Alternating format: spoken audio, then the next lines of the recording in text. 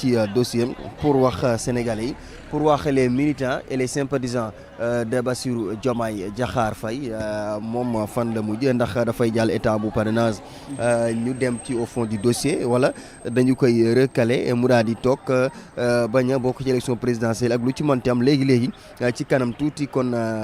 xibaar gi dina wadd ñu dëccal leen ko ànd direct ci Sénégal 7 TV ak file ci Jàllale TV pour ñi nga xam ni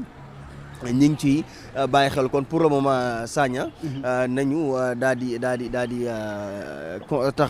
taxawandi concentré wu foofu la nga xam ni moom moo di conseil constitutionnel parce que yaakaar naa ni temps bi mu jël instant bii nii dans les normes d'un moment à l'autre résultat yi war na wàcc pour ki nga xam ni moom moo di Bassirou Diomaye Diakhar Faye ñu xam ndax dafay jàll état bu parrainage waaw wala déet mais jamono ji nii si je ne me trompe pas yaakaar naa ni 19 candidats à la candidature jotaguñ nañu valider 19 je ne sais pas 17 autour de ça jot nañu valider li nga xam ne moom moo di état bu parrainage yi bu ñu yokkee ci 9 yi nga xam ne njëkkoon nañu ko valider d'office ñi nga xam ne mujj nañu ci jàllaat mu nekk lim goo xam ne am na solo mais jàll état bu parrainage tekkiwul nekk candidat encore une fois ñu fàttaliwaat ko kani instant bi nii ba tey 19 kon ñi xamante ni ñoom ñoo jàll tey jii nii Bassirou Diomaye Faye moo nekkoon 19e position mais ci le 19 mën nañu génne ci maître El Hadji boo xamante ne dañu ko recalé génne ci kii di Aliou Camara génne ci Papa Momar Ngom génne ci Souleymane Ndéné Ndiaye Abdoul Mbaw Mimi Touré maanaam dañu si génne 6 après day daal di des ñoo xamante ni moom moo di les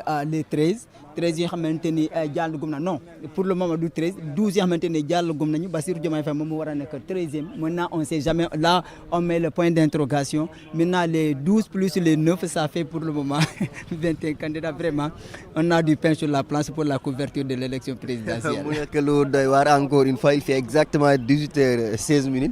fii lay ci conseil constitutionnel ñuy xaarandi en tout cas Bass moom mbiram yi yàgg na Bass vraiment mbiram yow yaa ngi jaar sens interdit Bass mbiram yi yàgg na ba tey jii nii mënaguñu am lan moo tukkee ci mbirum ki nga xam ni moom moo di Bassirou Diomaye Diakhar Faye ba tey en tout cas contrôle yi mi ngi en cours Sagna comme ni ñu ko waxee rek. Il me plaît de lire certains messages là mais vraiment des fois da ngay xool yenn réaction yi am na yoo xam ni dañ leen di xaw a yërëm ndeysaan parce que actuellement nii c'est Pastef boy ou bien les Sonko boys je sais pas comment on va les qualifier ce commentaire il m'a été dit ils vont tout faire pour valider le maximum. Arrivé au dossier de Bassirou Diomaye Faye, ils vont nous parler de problèmes de doublons externes pour nous éliminer. Ça c'est quelqu'un qui a envoyé ça. C'était aux environs de 13h20. C'est ça qu'il a envoyé. Il y a un autre commentaire qui disait que si c'est les autres candidats, c'est rapide, mais si c'est Pastef, tout est là. Nous sommes des cas spéciaux. Bon, en tout cas, doy na waar mais mbiru Bass moom jamono ji nii yéex na trop jël na temps. moom Bassirou Diomaye Diakhar Faye moom mi nga xam ni en tout cas waa Pastef moom la ñu candidaté jox ko parrainage citoyen mu ñëw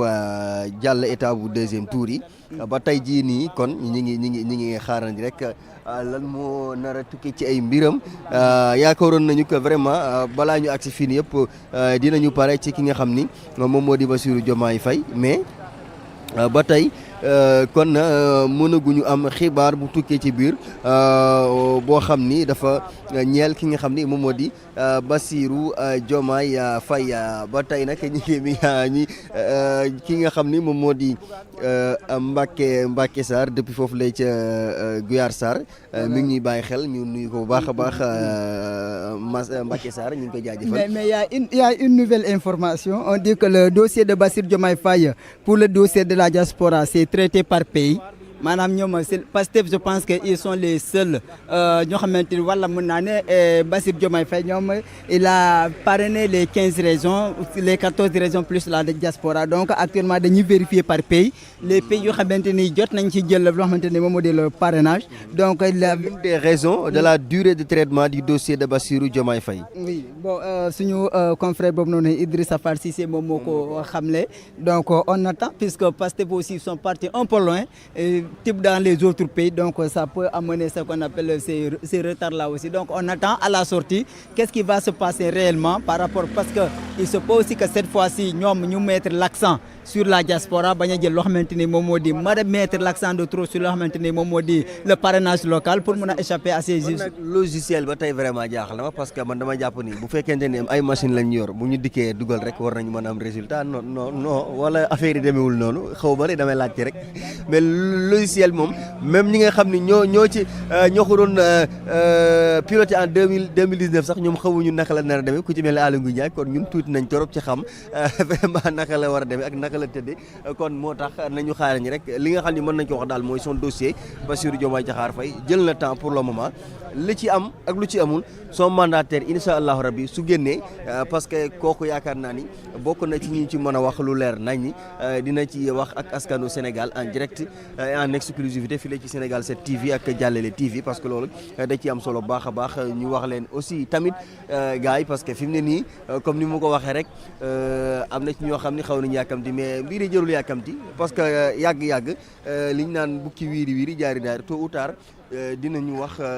jëme ci ki nga xam ni moom moo di Bassirou Diomaye Faye ay mbiram lu ci am ak fan la mujjee. Alors Kébé, ça fait partie de lu doon wax en journalisme les limites de la documentation au Sénégal wala les limites de la recherche de l'information au Sénégal parce que laata ñu jëm loo xamante ni moom moo di le contrat des fiches de parrainage bu fekkente ni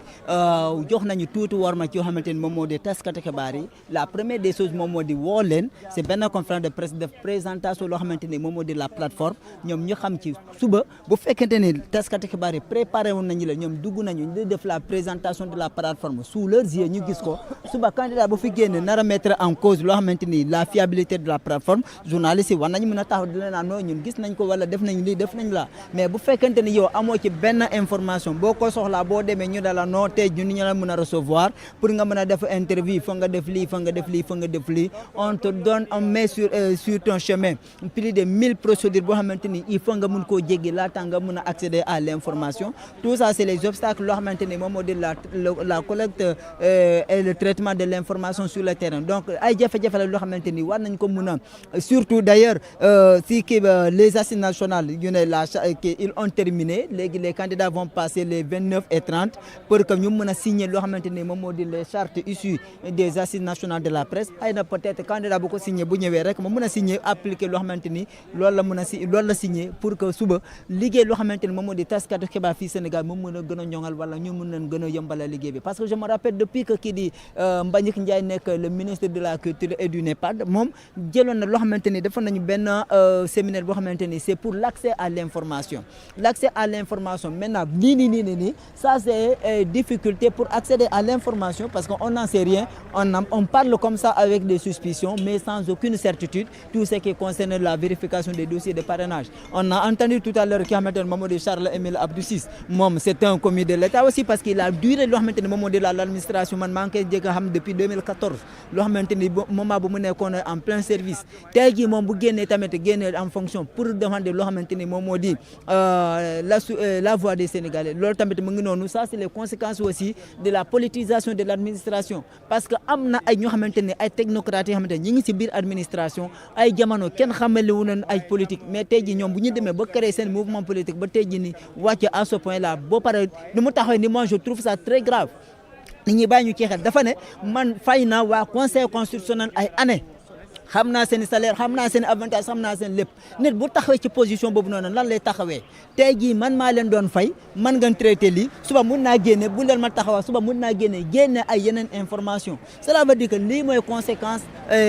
politisation de l'administration boo xamante ni dañu ko doon wax depuis le début dañu ko war a éviter loo xamante ni ñoom dañoo bëggoon politique ñoom mun nañu politique mais fonction loo xamante ni moom dañuy les politiques passent mais les institutions doivent demeurer et les institutions qui doivent demeurer très forte et nekk au service des populations donc ñun journalistes ñu ngi au service des populations mais bu ñu amulee accès ci yenn information yi dañuy indil ay jafe-jafe dul jeex Sohibou Sagna ñu jàllale fi benn communiqué boo xam ni ñeel na Sénégalais rawatina électeurs yi l'ambassade foofu la ca Mali l'ambassade informe la communauté sénégalaise résidant au Mali du démarrage à compter du 12 janvier 2024 de la distribution des cartes d'électeurs issues des opérations de la dernière révision exceptionnelle des listes électorales en vue de l'élection présidentielle du 25 février 2024. Le retrait des cartes d'électeurs s'effectue auprès de la commission administrative instituée à cet effet au niveau de l'ambassade du Sénégal à Bamako. La commission procède à la remise individuelle des cartes d'électeurs à chaque électeur concerné sur présentation de la carte nationale d'identité biométrique CEDEAO et au récépissé d'inscription ñu daal di koy defee foofu la ci diwaanu Bamako kon communiqué gi mi ngi noonu ñi nga xam ne ñi ñuy dégloo jamono ji foofu la ci diwaanu Bamako nañu xam ni kon ñoom mën nañu dem commencer récupérer li nga xam ni moom moo di seen ay carte d'électeur à compter du 10 janvier 2024 foofu la ca diwaanu Mali Sagna. Alors Mali nekk na un pays frontalier boo xamante ne avec le Sénégal te bu regroupé énormément de Sénégalais ñoo xamante ne ñu nga fa parce que balaa nga koy xam nga dem Mali passant par la frontière surtout boo jëlee yoon bi à partir de Kidira rek boo jëlee rek tàlli noonu rek yaa ngi jëm ci foo xamante ne moom moo di Mali Sénégalais yu bëri ñu nga fa warate na ñoo xamante ne ñoom ñoo di les commerçants les transporteurs ñu bëri ñu nga Mali donc cela veut dire que en surtout ñoo xamante ni les récents déplacés ñoo xamante ni dem nañ foofu noonu parce que ñu bëri donte ñeneen ñi bëgguñu ñoo xam ñu wax seen i position grâce à notre nu ñuy collaborer yeneen collaboration yoo xamante ni jóge nañ Sénégal dem làkku ji foo xamante ni moom moo di Mali bon ñoom ñëpp bu ñu fa demee nag bu profité nañ loo xamante ni moom moo di la révision puisque du ñu ñëw tant que élection weesul donc profité nañ si seen séjour au Mali pour mën a defar loo xamante ni moom moo di seen internet yi Baye Mor Touré ne na yaa Latif ñi ngi weer seen ay yàlla def pour Bassirou Diomaye Faye. Non le souffle ils ont actuellement bu ñu mën a waxee bu dee côté sport la Kébé ñu wax ni la tension est très montée d'un écran donc on attend jusqu'à présent il est 18h25 la vérification des dossiers de Bassirou des dossiers de parrainage de Bassirou Diomaye Faye est en cours jusqu'à présent les gens attendent depuis le matin c'était rapide cette fois-ci Kébé il faut le reconnaître parce que les premiers tours à jamono ji bu ñu excès si jamono ji fekk na ñu toll juste ay 4-3 et vérification nit ñi di dem ba 22h mais tey jii malgré 23 candidats la woon mais la vérification dafa gaaw ba tellement que ba jamono ji ñu nga c'est ay 19e position boo xamante ni Bassirou Diomaye foofu la toll ba léegi nag ce mandataire peine à sortir du bureau des 7 sages avec leur commission qui est installée pour la vérification des fiches de parrainage. ñu ngi jox xibaar nag li ñuy wax par rapport ak kaw Bassirou Faye mais dara wóoragu si tant que Amadou Ba ñëwul taxaw wax ñu ba xam lu la si xalaat wala lu mu gis jusque dañuy wax que Bassirou Diomaye Faye son cas dañoo doy rejeter son dossier waaw nekkul nag lu ñuy confirmer parce que benn information buy jàll la si réseaux sociaux yi donc moo tax ñu naan Sénégalais nañ dal bu baax a baax yéen ñi nga xam ne yéen nekk Jàll TV ak Sénégal 7 ñu ngi leen jox xibaar bu wóor bu leer nañ duñ jël benn décision tant que mandataires yi ñëwuñu wax si li nga xam ne moom mooy mbiri par rapport ak li nga xam ne moom mooy kaw Bassirou Diomaye Faye donc c'est avéré El Malick moo wax lu ñu mel nee na impossible d'invalider le parrainage de Bassirou Diomaye Faye mieux le président Ousmane Sonko sera candidat également Diomaye Faye mooy Sonko président 2024 Sonko président Sénégal donc ki nga xam ne moom moo wax li ni mel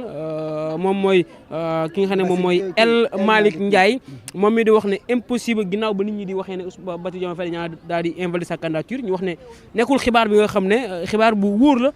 fi nga xam ne impossible de valider le parrainage de Bassirou Diomaye Faye. mieux le président Sonko sera candidat. kon nañu xaar lan mooy tukkeegun ba tey ci fi nga xam ne moom moo di ci biir conseil constitutionnel. waaw donc loolu mooy xibaar bi nga xam ne El Malick jox nañu ko léegi si lu ñel candidature Bassirou Diomaye Faye bi nga xam ne ñu ngi koy xaar ni moom muy xam